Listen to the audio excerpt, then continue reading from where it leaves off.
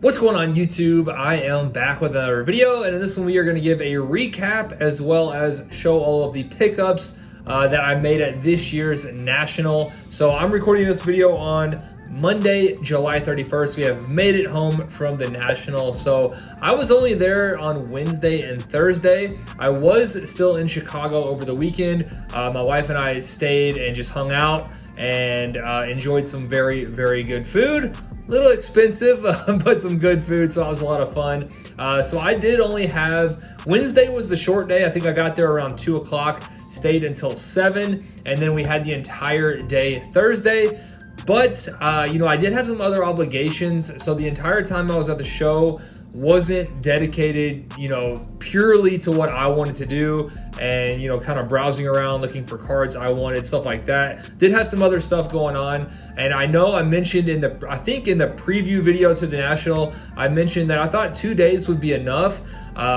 It was definitely not enough, especially for me where I had some other stuff that I had to take care of. I would have loved to have had another day, maybe potentially gone to a trade night as well. So my wife did actually come up Thursday and she went to the show with me that day. I would have loved to have potentially gone to a trade night on Thursday night or gone back to the show Friday, but just wasn't in the card, I guess. Yeah, in the cards this year, no pun intended. But yeah, I knew that the show had expanded. I wasn't really sure how much, and it expanded a lot. So the show was absolutely gigantic. And I know in the walkthrough I mentioned, I actually did a walkthrough and didn't realize that I missed like half the show. So I had to redo the whole thing because what I was saying just didn't make any sense. So I tried to do a better walkthrough the second time around and get to some of the other parts of the show that I missed.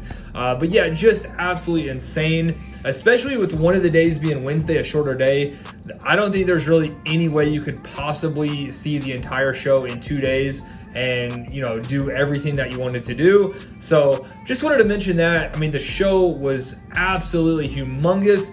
So I don't know what it's going to be like in Cleveland. I've never actually been to the Cleveland venue, but next year I do plan on going for at least 3 days a minimum. Would love to potentially go the entire weekend, but that's a long way away. We'll see what all, if I have to do work with other companies or whatever it is. Would definitely love to at least go for 3 days, and definitely hit up some trade nights as well. Because I will say one thing about this show, I know it's the National, it's very expensive to set up. A lot of dealers' prices were high, which, I mean, I knew going into it, it was gonna be like that.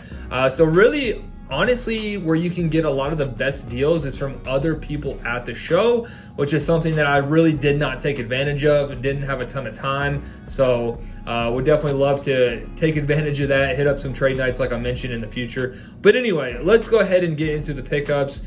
Show was absolutely incredible. So I'll give some more details on the show as well as we go through this. The first pickup actually did not come from the show. I actually hit this in a break and picked it up right before the show, but just haven't had a chance to show you guys. Got the Bucks for dirt cheap in a half case break of Chronicles, because I know it's loaded with Giannis, and then you can also have the potential to hit Beauchamp in numbered cards and autos. So I did get lucky and hit a gold out of Pinnacle. I actually did take this to the National for potential trade, but again, I didn't really trade with anyone. So yeah, that's a nice one there. Marjan Beauchamp, I know he played pretty well in the Summer League, so his stuff's probably doing okay. And then next up, I think the next like 3 or 4 cards did actually come from the Spectra T-Mall boxes. I picked up 3 of those basically just to get some of the Panini silver packs. So the Spectra T-Mall boxes, I want to say, were right around $100 if I'm not mistaken, and you did get 2 silver packs, which I thought was probably the best deal, especially as far as a product that I wouldn't actually mind ripping. So Spectra Asia T-Mall, did pick up 3 of these. I did a little battle with my wife, and the winner got to open an extra silver pack. So I pulled the LaMelo red, the Anthony Edwards red, and then the Anthony Edwards green. Those all came out of the same box as well as this one. So basically my wife's box was terrible, and then mine was I wouldn't say it was crazy, but it was pretty good. And then we did pull the Giannis, which I actually said if I could pull any player, I would want to pull a Giannis, and then I pulled a Giannis. And that one was numbered to 75, so 58 of 75. So nice cards there. And then out of some of the cards that did come from the silver packs, we pulled an Anthony Richardson. That one is to 499. And then this one was pretty crazy. So again, I only opened those 6 silver packs, and just based on those 6 packs, I would say, I know some other people put some crazy stuff, but they might have opened 10, 20, 30 packs, whatever it may be. Out of 6 packs, I think I did really, really well. Again, we pulled the Richardson number to 499. We pulled a Micah Parsons green number to 5. So that one's actually numbered 1 of 5 on the Micah Parsons. And then let me actually go ahead and show this other card that we pulled as well. So we also pulled the Scotty Barnes, which if you guys have seen those silver packs, the autos are very, very hard to hit out of those. So this is a really nice one. Scotty Barnes, numbered 4 of 25, which I believe his number is actually 4. So I think that's actually jersey number. So a really, really cool card there. I was pumped about that. And then we actually picked this one up. This was the first pickup of the show on Wednesday. Super, super random pickup. Wasn't looking for Wendell Moore at all, but just came across it. It was in a showcase that said every card in here is $5. And I knew this was Prism White Sparkle, and I was like, man, that seems cheap.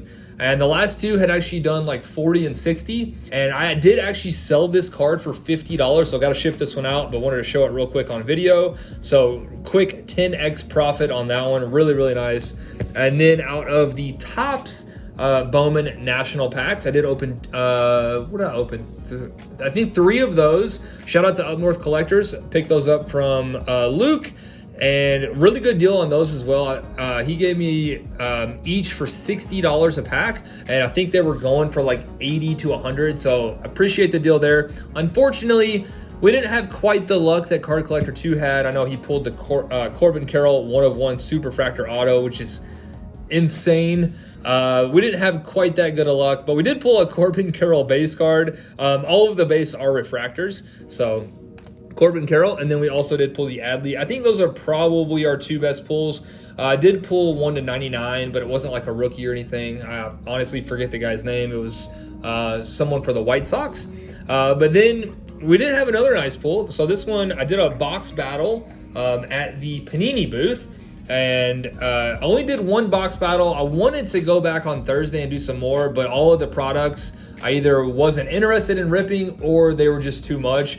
I did the other box battle with Shy City and Hitman Rips, and I just didn't really want to spend the money on a box battle with Panini and have like probably a 1 in 30 or 40 chance at actually winning. But out of the Recon box battle, I did actually have a really, really nice pull. So the Keegan Murray gold auto. So that one was numbered, I think that's 6 of 10. So funny story about the box battle I did. We opened a Recon box, and the category was the highest combined serial number on any RPA. So if you pulled it, it had to be an RPA. And if you pulled it like 199 out of 199, your total number, I believe, would be 398. So the highest combined serial number won.